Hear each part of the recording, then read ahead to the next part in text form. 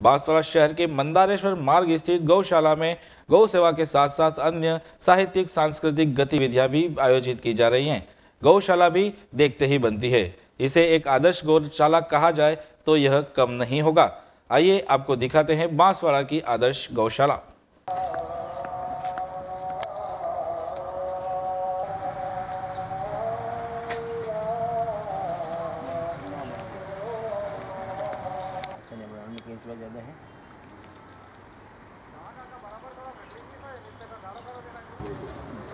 हाथ रखो,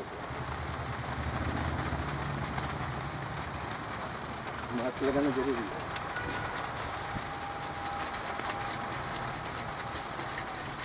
दर्शकों, आइए हम आपको शेयर कराते हैं हमारे बांसवाड़ा की प्राचीन गौशाला से। गौशाला में वैसे तो कई प्रकार की गतिविधियां संचालित की जा रही हैं, लेकिन आज हम आपको बताएंगे थोड़ा सा जो वर्मी कंपोस्ट यानी कि जैविक खाद किस तरह से यहाँ तैयार की जा रही है और वो कितनी उपयोगी है, इसकी जानकारी दे रहे हैं हमें यहाँ उपस्थित हमारे भाई श्री पूर्णेश जी। पूर्णेश जी, आप जैविक खाद की तैयारी किस तरह से करते हैं उसके बारे में थोड़ा सा एक आम आदमी जो समझ सके ऐसी भाषा में उसको समझाइए। प्रकृति में जितने भी जीव हैं उनसे जो हम लोग को मल मूत्र प्राप्त होता है वो सभी जैविक खाद होता है।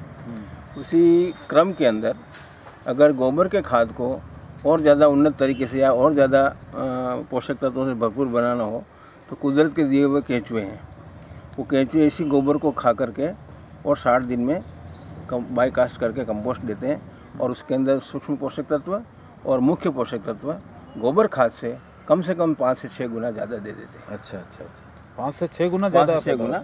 इसको मतलब बनाने की प्रक्रिया के बारे में थोड़ा बनाइए कि किस तरह से गोबर को इकट्ठा किया जाता है, फिर उसको किस तरह से सार संभल की जाती है और किस तरह से रखा जाता है, और उसके बाद क्या वो प्रक्रिया थोड़ी सी आम आदमी जैसे कोई दर्शक हमारे करना भी चाहें कि हम भी हमारे घर पे या हमारे खेतों में जहाँ हमारे पास स्थान उपलब्ध है वहाँ वर्मी कंपोस्ट तैयार कर किसी भी तरह की वनस्पति, सब्जियों के छिलके, पेड़ पत्ते, जो वनस्पति से वेस्ट है, खेतों से निकला हुआ वेस्ट है, अगर उसमें गोबर को और ख़ास करके गाय के देसी गाय के गोबर को उसके अंदर घोल करके शामिल कर दिया जाए तो वो उसके अंदर फिर सड़ान होती है, वो ह्यूमस पैदा होती है।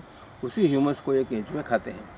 अब आसान तरीका तो ये है कि अपने घर में जितने भी सब्जी वगैरह के छिलके वगैरह हो उनको नहीं फेंक करके और उसको एक जगह इकट्ठा करें। उसके अंदर थोड़ा सा बने इधर गौ माता को रोटी डालते हैं, थोड़ा सा गोबर का उपला वगैरह मिल गया, ताज़ा गोबर को घोल करके उसमें डाल दीजिए। गोबर ताज़ा सबसे अच्छा होता है और गौमूत्र जो है वो जितना पुराना हो ज़्यादा अच्छा होता है। अच्छा। अब अपन आ रहे हैं वापस वर्मी कंपोस्ट केंचुओं के खाद में। तो जो भी गोबर वगैरह जैसे हमने यहाँ पे निकाला हुआ है, ये गाय का गोबर ये इकट्ठा कर रहे हैं। इकट्ठा करने के बाद इसके अंदर मूत्र वगैरह और बना हुआ है और ये भी पूरा ह्यूमस नहीं बना, इसमें सड़ान से अंदर से पैदा नहीं हुई है।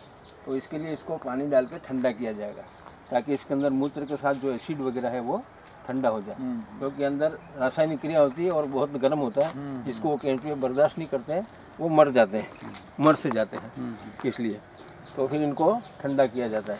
ठंडा करने के बाद इतना ठंडा लगभग हो जाए, इसके बाद फिर उनमें केंचुए, जैसे ये हमारा ठंडा हो चुका था, इसमें 4-8 दिन पहले हमने केंचुए डाल दिए। केंचुए डालने के बाद उन्होंने, आप ध्यान से देखेंगे ये देखो ये उनकी बीट पड़ी हुई है केंचुओं की, तो केंचुए भी आपको दिखेंगे और इसमें ये उनकी ये बीट है। ये केंचुओं ने खा करके बायोकास्ट करके इस तरह से निकाला है और यही एक वर्मी कंपोस्ट है, केंचुओं द्वारा तैयार किया गया जैविक खाद है। और अंदर ये केंचुए अपना काम करते रहते नीचे नीचे। ये आपको केंचुए नजर आ ही होंगे। इन्होंने करीब 40% खाद बनाना शुरू कर दिया। ये प्रेग्नेंट भी हो गया, अब ये अंडा देगा। अच्छा, इसके अंदर रहते हैं। हाँ, अंदर केंचुए छोड़े तो नीचे नीचे केंचुए को नीचे जो ह्यूमस जो सड़ा गला, ये जो सड़ गल जाता है उसी पदार्थ को खाते हैं और ऊपर आकर के वो उसकी बीट करते हैं। फिर इसको पैकिंग किस तरह से की जाती है? अगर जान ले जाना हो, जिस खेत तक पहुंचाना उसकी क्या है? अब ये केंचुए जो है वो अगर 1 वर्ग मीटर अपना एरिया है, 1 वर्ग मीटर क्षेत्र है, तो उसमें 1 किलो केंचुए लगभग हम छोड़ते हैं। केंचुए भी कई प्रकार के होते हैं, इसमें ये जो केंचुए होते हैं इनका नाम भी है आइसिना फिटिडा। और इनको ये सिर्फ जो है वो ज़मीन के सतह पर ही रहते हैं और जो भी गोबर से मिला हुआ सड़ा गला पदार्थ हर कोई चीज़ खा जाते हैं। ये केंचुआ मिट्टी नहीं खाता, अपने देसी केंचुए मिट्टी खा लेते, मिट्टी भी खाते हैं। तो वो फिर इनको गोबर के कचरे को, सड़ा भाग को खाएंगे और ऊपर आकर के वो इसको ये जैविक खाद में बनेंगे।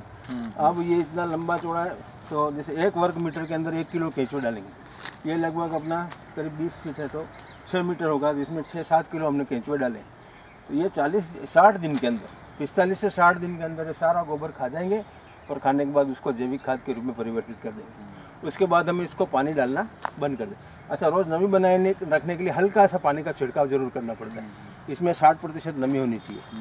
60% नमी को देखने के लिए दूसरा वो है तो अपन ये दबा में और जोर से दबाएं तो हाथ में पानी नहीं आना चाहिए, और लेकिन गीला जरूर रहना चाहिए, उसको इतनी नमी होनी चाहिए। एक तो ये फिर 60 दिन बाद इसको 6-7 दिन पानी देना बंद कर देंगे, तो ऊपर से सूखता जाएगा। फिर उसको इकट्ठा कर लेंगे। इकट्ठा करने में वो केंचुए भी रहेंगे, प्लस उनके साथ उनके दिए हुए अंडे भी रहेंगे। अंडे के रूप में वो कोकून देते हैं। एक कोकून के अंदर 3 अंडे होते हैं और हर अंडे के अंदर 3-3 केंचुए और होते हैं। तो जितने केंचुए अपनों ने डाले, कम से कम 2-2.5 गुने केंचुए अपने को 60 दिन में वापस मिलेंगे। बाकी उसके पहले अपने को दूसरे बेड और फिर तैयार करना है, दूसरा गोबर और उनके खाने के लिए तैयार करना है। फिर जैसे ये सूख जाएगा, पानी छोड़ने के बाद 7-8 दिन तक रखने के बाद ये सूखा हो जाएगा। जैसे जैसे सूखता आएगा इसको फिर इकट्ठा कर लेंगे और उसको फिर रेत छानने वाले जो छन्ना होता है उससे छान लिया जाता है। छानने में धीरे हल्के हाथ से छान करके जो छन के जो नीचे गिरेगा वो तो जैविक खाद रहेगा, और जो निसड़ा है, जो खाद खत्म नहीं हुआ है या जो बनानी है, प्लस उसमें जो केंचुए और उसके अंडे और ककून, वो सारे छन के अलग आ जाएंगे और उनको सारा इकट्ठा करके जो अगला हमने बेड तैयार किया है उसमें फिर डाल दिया जाता है। इस तरह से इनका एक क्रम चलता है।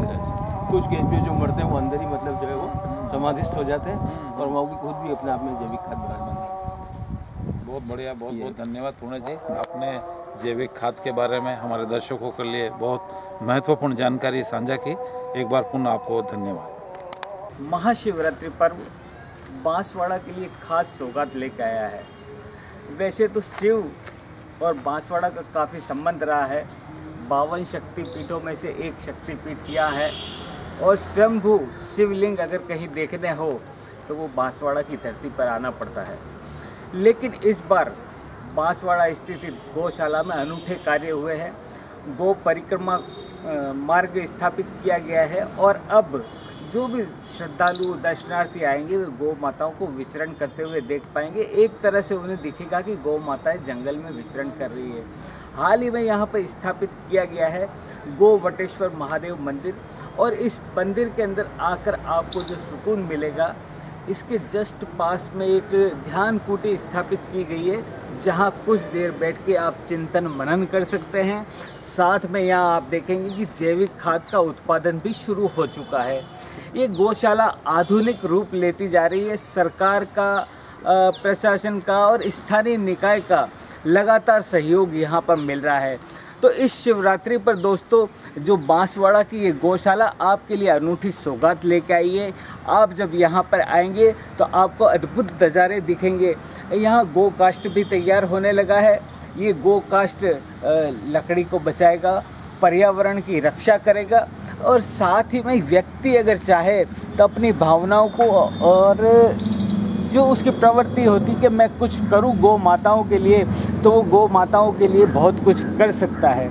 तो दोस्तों, हमारी देश की समृद्धि और इस समृद्धि का जो मुख्य कारण रहा है, तो कहीं ना कहीं आप देखेंगे जब हम कहते थे कि इस देश के अंदर घी दूध की नदियाँ बहती, तो दोस्तों वो घी दूध की नदियाँ वास्तव में बहती थी और हमारी समृद्धि थी। तो यही समृद्धि का प्रतीक इस गौशाला में महाशिवरात्रि पर्व लेकर आया है। आज यहाँ अनूठे कार्यक्रम होंगे और जब एक साथ गौ माताएं बाहर निकलेगी, वो दृश्य अपने आप में अनूठा होगा। आइए हम देखते हैं उन दर्शकों, मंदारेश्वर मार्ग पर स्थित गौशाला में आज महाशिवरात्रि पर्व की तैयारियां चल रही है। यहाँ पर कई संतों का हमें सानिध्य प्राप्त होगा।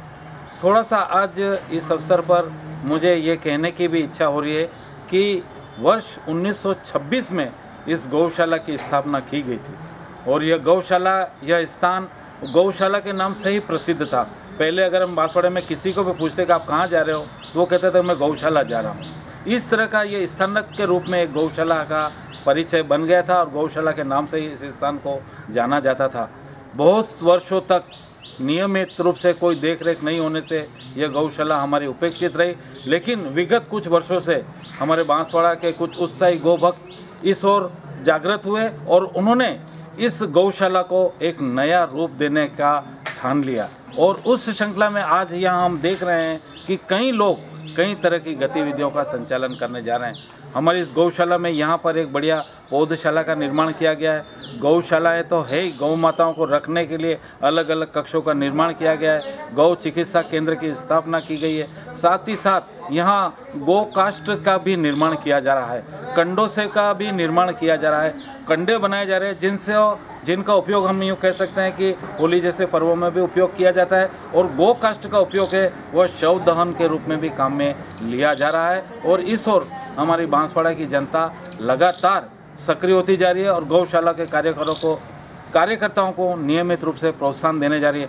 हमारे यहाँ कई गौभक्त और अन्य सामाजिक कार्यकर्ता और गौ माता से प्रेम रखने वाले लोग गौशाला में नियमित रूप से आ रहे हैं और इस गौशाला को लगातार नई ऊंचाइयों की ओर लिए जाने का प्रयास किया जा रहा है। आइए दर्शकों, हम देखते हैं इस गौशाला में किस तरह की गतिविधियाँ किस प्रकार से संचालित हो रही है। धन्यवाद।